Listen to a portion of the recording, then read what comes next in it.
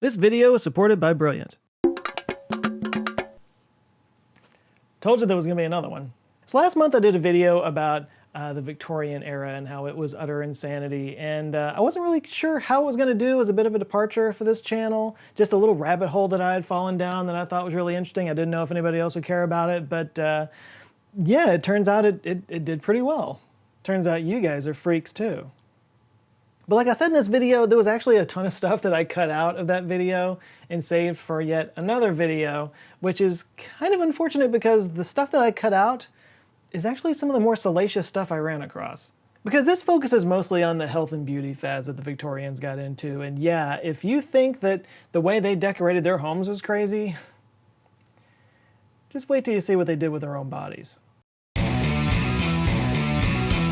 One of the biggest takeaways from the last video was that the Victorian era was a period of transition, where old ways collided with new ways to produce a very interesting time. And one of the places where that becomes the most obvious is in their understanding of disease. You know, in some ways they were improving their knowledge by leaps and bounds, but with new knowledge requires an understanding of how to implement that knowledge, which they did not have at all. And because of that, number one, their medicine was completely insane. Have you ever heard anybody say that they know just enough about something to be dangerous? Yeah, that was the entire medical field during the Victorian era. I talked about this a little bit in my video about John Harvey Kellogg, which is definitely worth a watch if you haven't seen it. But yeah, medicine in the Victorian age, the late 1800s or so, was very much a throw stuff at the wall and see what sticks approach. Yeah, that's the one where I talk about the doctor that had a cure for male infertility where he implanted goat testicles into guys' scrotums. It's a real thing that happened. So the germ theory medicine was pretty much brand new, but they still didn't really have ways of combating it. Antibiotics were still quite a ways off. But they had figured out how to extract drugs from plants that makes you feel better. So they did that. A lot. And from that you get things like cocaine toothache drops, which you could buy over the counter. Cocaine was actually in a lot of stuff back then. Again, did a whole video on that. I feel like I'm going to reference a lot of my old videos in this. I seem to go back to this well quite a bit, because they were insane. It was an insane time period. And one of the most popular items of the day, for parents anyway, was Mrs. Winslow's soothing syrup. It was something that they gave to kids who couldn't sleep or were teething. And the reason it was so popular is because it worked. Within a few minutes of giving this to a kid, they were calm and quiet, laid out. It was like a miracle. I'm sorry, did I say miracle? I meant morphine. It was morphine. Yeah, you know how in Saving Private Ryan, when the medic knew that a soldier wasn't going to make it, he would basically euthanize him by injecting a bunch of morphine into him? Yeah, it was that. For kids. Okay, I'm exaggerating a little, but it was morphine. Now similarly, if you're a lady of the day and you're dealing with painful menstrual cramps and whatnot, the Pond's Tampon Company has just the thing for you, because they dip their tampons in opium and belladonna extract. Belladonna, also known as deadly nightshade, because it's poisonous. But it does cause muscles to relax, so the opium would get rid of the pain and the belladonna would cause the muscles to stop cramping. So yeah, I mean, it was almost a good idea. Actually, I'm sure it worked wonders in the short term, but for the long term, I mean, well, there's a reason you don't see them on the shelves today. Now, one thing that Victorian doctors were really into at the time was phrenology, which was the idea that the shape of your head determined what kind of person you were and what kind of health you had. They had maps of the human head with various areas dedicated to different personality traits, and it was thought if your skull had bumps along those spots, that it was an indicator of what kind of person you were. This was especially used to determine criminality. It was thought that they could tell by the shape of your skull whether you had inherent criminal traits, and they would actually use this to put some people in asylums. In fact, the guy who invented mugshots first started doing it as a way to sort of figure out certain facial characteristics that were common amongst criminals. The idea being that if you could figure out these common traits, then police could, arrest people before they commit crimes. It was only later that they realized that it was helpful in identifying repeat offenders, so they kept doing it. And, as I've talked about before, body snatching was big at the time. Yet donating your body to science wasn't really a thing back then, so medical schools kind of relied on grave robbers to go and dig people out of graves that were fresh in the ground. which is why you sometimes see old graves with like iron bars around them. It wasn't to prevent vampires from coming up, or zombies as some people say. It was to keep grave robbers from getting into the graves. But perhaps the craziest health fad occurred right at the end of the Victorian age when radioactivity was discovered in 1896. They discovered what it was, but they didn't know that it caused cancer. And the way they found out that it caused cancer was because they put it in everything. You know, they saw this natural energy coming out of rocks, so surely if you put that in your body, it would give you vim and vigor. So yeah, they put radium in makeup, thorium in toothpaste. You could take radium in pills, you could drink it in a drink called Radithor, and if you want a real kick out of it, you can drink it out of a uranium glass. Yeah, girls working with radium in factories started getting sick, the famous radium girls I've talked about before, and people that were drinking that Radithor began to notice that it was starting to eat through their jaw bones, and in the case of amateur golfer Eben Byers, his jaw fell off. This is an actual guy who drank 3 bottles of Radithor a day for years. Probably wasn't the glow he was going for. Now this was about a decade or so after the Victorian era would officially end, but Victorians, they sacrificed a lot for beauty as well. Number 2, they did some crazy stuff to look good. Today, if you were to come home to find your lady friend standing in front of you in a corset and lace stockings and high heels, friend, you better put that chalupa down because she's got other plans. In the Victorian age, that would have been Tuesday. Victorian women wore corsets all the time, sometimes even in their sleep, in an attempt to cinch their waist down as small as possible. Now this is still done today, don't get me wrong, there's whole communities of people that are into this kind of thing, and that's cool, do you, but the Victorians took it to extremes. They were obsessed with it. Like this is where that whole thing about women fainting because they get surprised came from. The idea being that they were so cinched in that their blood pressure would jump when, you know, their heart rate increased and they would pass out. It's debated still whether or not this was really a thing, but it's talked about. But yeah, to the Victorians, there was nothing more important than having a tiny waist, which they would exaggerate by putting a bustle underneath their dress. More on crazy fashion stuff later. But yeah, something else that they were really into was having a doe-eyed look. To go along with their ant waists. And so what they would do to create a doe-eyed look was, going back to that old belladonna, they would put belladonna juice in their eyes. But I feel the need to reiterate that belladonna is poisonous, and many women went blind doing this. They'd also apparently put lemon and orange juice in their eyes because they thought that the sting meant that it was cleaning their eyes when it was actually the acid eating away at their corneas. They also really valued pale skin. The whiter the better, because that was associated with wealth, because if you didn't have a lot of money and you had to work, then you would probably be working outside, the sun would beat down on you and darken your skin. But if you were wealthy, you didn't have to work. You could just, you know, sit on the couch in your living room eating bonbons with your pale ass. So soaps often promised to whiten your skin. They would use white makeup, but if you were really dedicated to that pale life, you'd eat arsenic complexion wafers. Yes, arsenic, the thing that wound up in their wallpapers I talked about in the last video, killed thousands of them. Well, they also openly consumed it in arsenic complexion wafers, the idea being that in low doses, arsenic can limit your body's ability to produce red blood cells. You know, like a dying person. But less red blood cells under the skin meant paler skin, because we all know anemia is the sexiest disease. These extreme beauty hacks were of course mostly aimed at women, but if you feel sorry for the women of the age right now, just wait. It gets worse. Number 3, women had it rough. Okay, so I talked a second ago about the corset craze of the Victorian era. It turns out that's actually a pretty good metaphor because women were pretty squeezed for options during that day. I'm sure it's a surprise to nobody to know that the women of the Victorian era had fewer rights than they do today, but just to give an idea of how controlled they were, consider Annette Kellerman. She was an Australian actress who got arrested in the early 1900s for going to a beach in an inappropriately revealing outfit. Oh my God, I'm sorry. I didn't realize that was, I hope this doesn't get demonetized. But seriously, women in the Victorian era were expected to be in full skirts and pantaloons at the beach, and you could only remove the skirt when you were in waist-up water, and then you had to put it back on before you got out, and in the meantime, I guess you just held on to it? But in fact, many beaches provided little changing rooms on wheels that they called bathing machines, where you'd get in on the beach fully dressed, they'd wheel you out into the water, you would change clothes on the way, and then you could exit on the other side and swim in privacy. Which is especially funny when you consider that most of the beaches were segregated by gender, like men weren't even allowed on the same beaches, the women, whatever. But sexually they were crazy repressed back then, both the men and the women, but especially the women. Like sex was only supposed to be for procreation. Even for married couples, you were not supposed to enjoy it. It was considered unseemly and whorish for a woman to enjoy sex, even with her husband. In fact, they believed that women couldn't have orgasms. And pretty much any kind of female unhappiness was labeled hysteria, and the doctors had a way of relieving this hysteria. It was called a pelvic massage. Again, I covered this in a previous video, but a pelvic massage was where a doctor would have a woman lay down, and then he would manipulate her downstairs with his hand until she had a release of hysteria. Not an orgasm. We all know they can't have orgasms. No, it was a release of hysteria. Yeah, how bad was it for women back in the Victorian days? An orgasm was a medical procedure. That's how bad it was. There was also the small problem that many women back in the day were just considered property to their husbands or their fathers. In fact, men who wanted a divorce but couldn't afford a divorce had the option of selling their wives. And this was actually done at a public auction, just like livestock, and whoever it is that won this auction got to have this wife. This was now his wife, and she had no choice in the matter. This was actually documented in the Thomas Hardy novel, The Mayor of Casterbridge. And if you're really ready to have your mind blown, this wasn't that long ago. The last recorded case of this was in Leeds in 1913.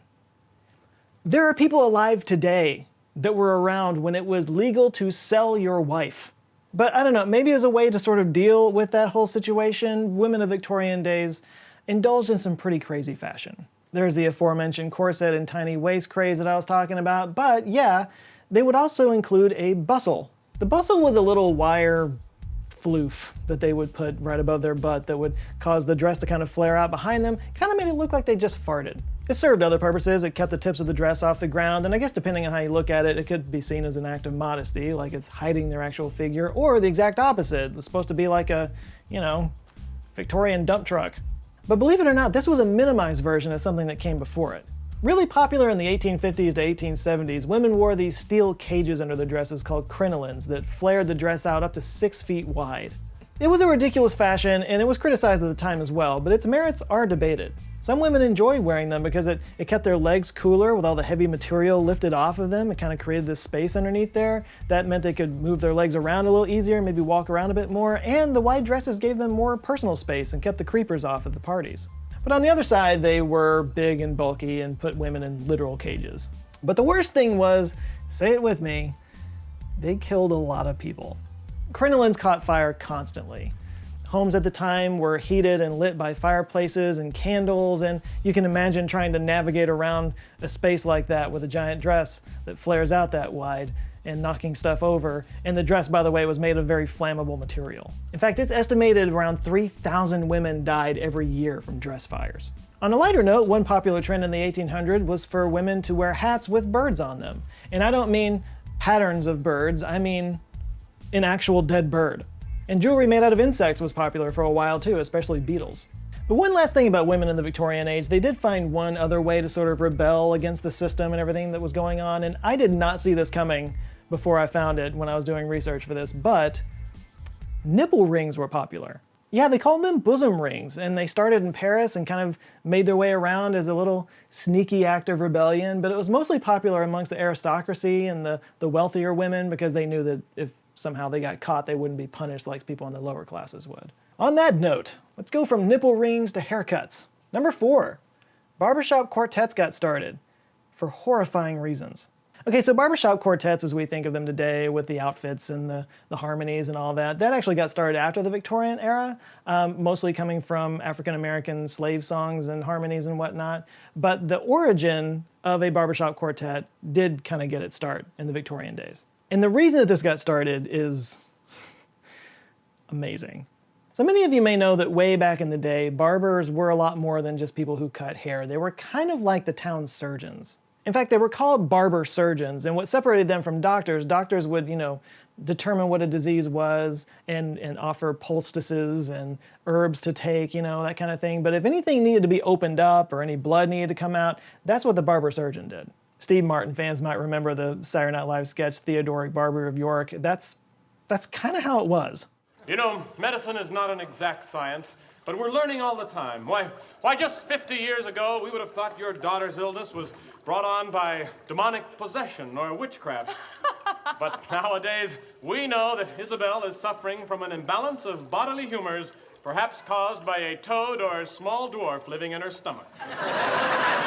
Eventually, medical knowledge advanced to the point where surgeons kind of became their own thing, but even up into the Victorian days, barbers did things like bloodlettings and set bones that had been broken, and even did some minor dentistry. I guess you could say they were like the doc in the box of their day, like instead of going to the emergency room, going to like an urgent care facility. But this was also, as I've talked about in a previous video, a time before anesthetic. So getting a tooth pulled or getting a bone set was an incredibly painful experience. An experience which would often lead to screaming. And you know what's bad for business? The sound of somebody screaming in pain from inside your business. So barbers would encourage those that were waiting their turn to play music. They would put instruments in the waiting room for them to play, and they would sing along with like call and response songs and shanties and whatnot. And if they could afford it, they would hire groups of people to stand outside of their shops to sing for the passersby to cover up the sound of the screaming from the inside. And this is where Barbershop Quartets were born. And number 5, they ate mummies. Yeah, there's this factoid going around, I've seen it here and there, that there's actually a shortage of Egyptian mummies in the world, that it's actually kind of rare to find them these days, because the majority of Egyptian mummies that have ever been found have been eaten by Victorians.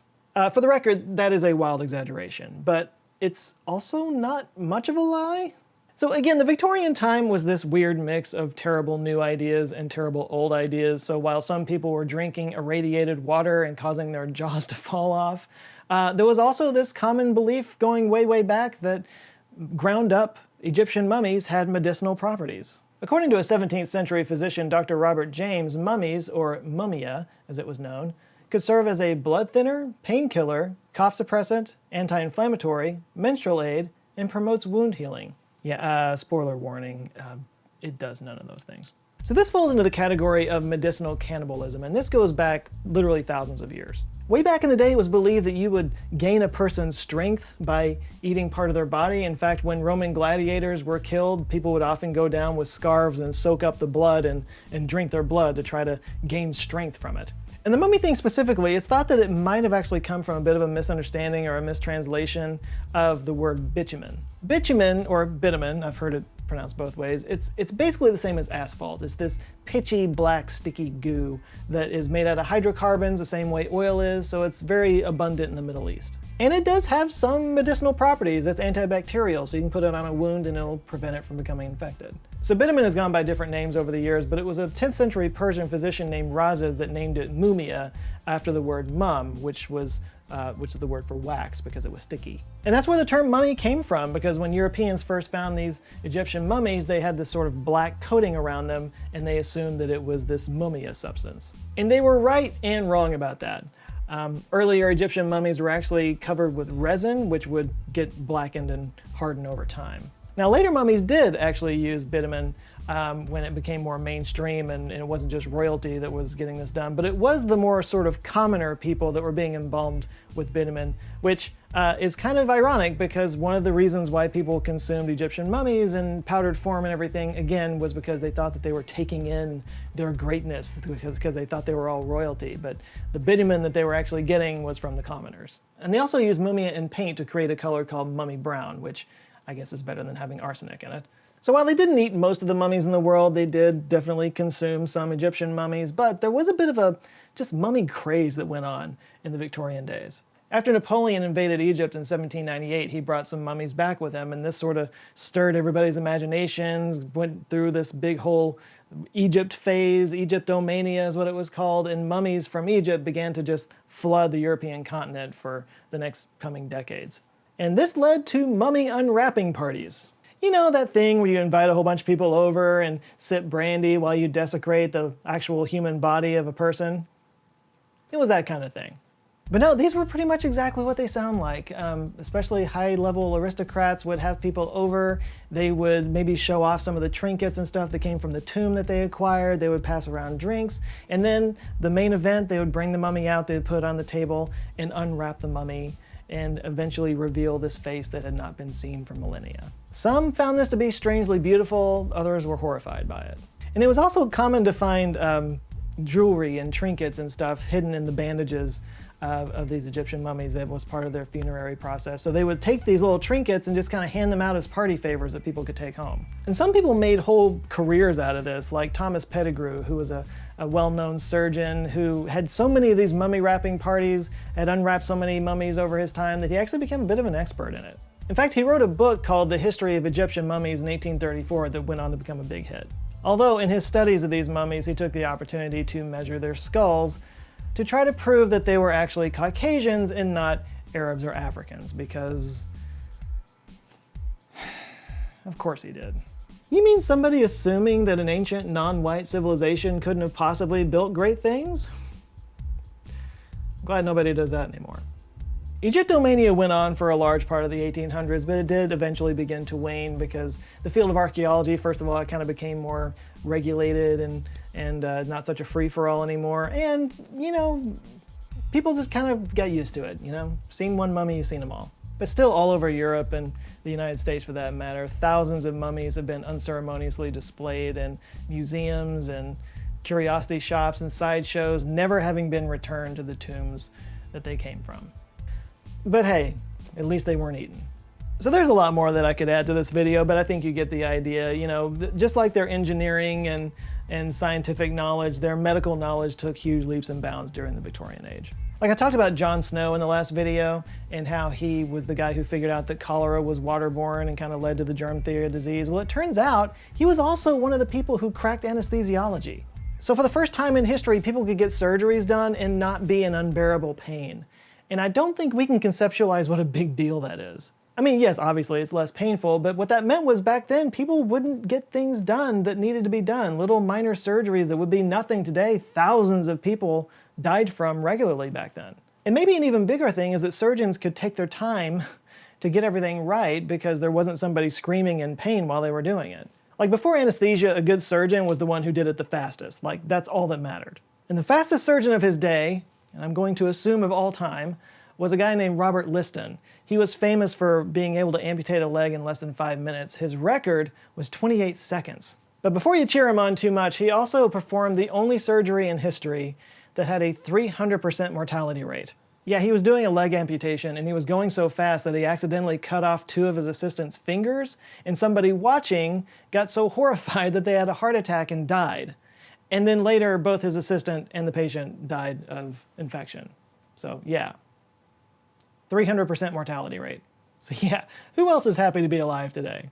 Of course, one of the biggest discoveries of the Victorian age was how to harness and manipulate electricity. This is something that took humanity thousands of years to understand, but you could probably figure it out in one afternoon if you check out the electricity and magnetism course on Brilliant. Learn all about Maxwell's field equations, which kickstarted the electrical revolution, as well as Coulomb's law, Faraday's law, Gauss's law. There's a lot of laws, but don't worry, this isn't a legal course. Brilliant teaches you with exclusive animations and interactive puzzles that make it all simple and, more important, fun. By the time you're done, you'll have a whole new outlook on all the electrical gadgets you have around you and a new appreciation for the electricity that powers them. From there, you can check out Brilliant's other courses on everything from computer science to basic algebra to competition math, logic, scientific fundamentals, you name it. And if you haven't checked out Brilliant lately, there's a lot more to see, with new courses being added all the time and more interactive puzzles to make understanding the concepts easier than ever before. And if you want to get a taste of what I'm talking about, they have free daily brain teasers, and you can do the first section of any of their courses for free so you can see what they're all about. But if you do sign up for one of their premium subscriptions, it gives you access to all their courses, and you're one of the first 200 people to do so, you can get 20% off if you go to brilliant.org/answerswithjoe. It's just a great way to learn things, and like I said, they've been adding a lot of really cool stuff, so if you haven't checked it out in a while, now might be a good time to do it. So yeah, brilliant.org/answerswithjoe, links down in the description. Big thanks to Brilliant for supporting this video, and a huge shout out to the Patreon supporters, the Answer Files, that are helping to keep this channel going, keep the lights out around here, forming an awesome community, and just being overall really nice people. I got some people I need to shout out real quick. Got to murder some names. We've got Desiree Gallo, Andrew Newton, Arv Svenning, Jordy Fitzgerald, Joe Coletti, Po T. Wang, and Theodore Wilson, old friend coming back. Good to see you. If you would like to join them, get early access to videos, exclusive live streams, and just be a part of an awesome community, you can go to patreon.com/answerswithjoe. Please do like and share this video if you liked it, and if this is your first time here, there's another one. It's just as good as this one, might even be better. It'll blow your mind. Google thinks you'll like it. They know a lot. Or you can check out any of the other videos that might come up that have my face on them. And if you enjoy them and you want to see more, I invite you to subscribe. Come back with videos every Monday. All right, that's it for now. You guys go out there and have an eye-opening rest of the week. Stay safe, and I'll see you next Monday. Love you guys. Take care.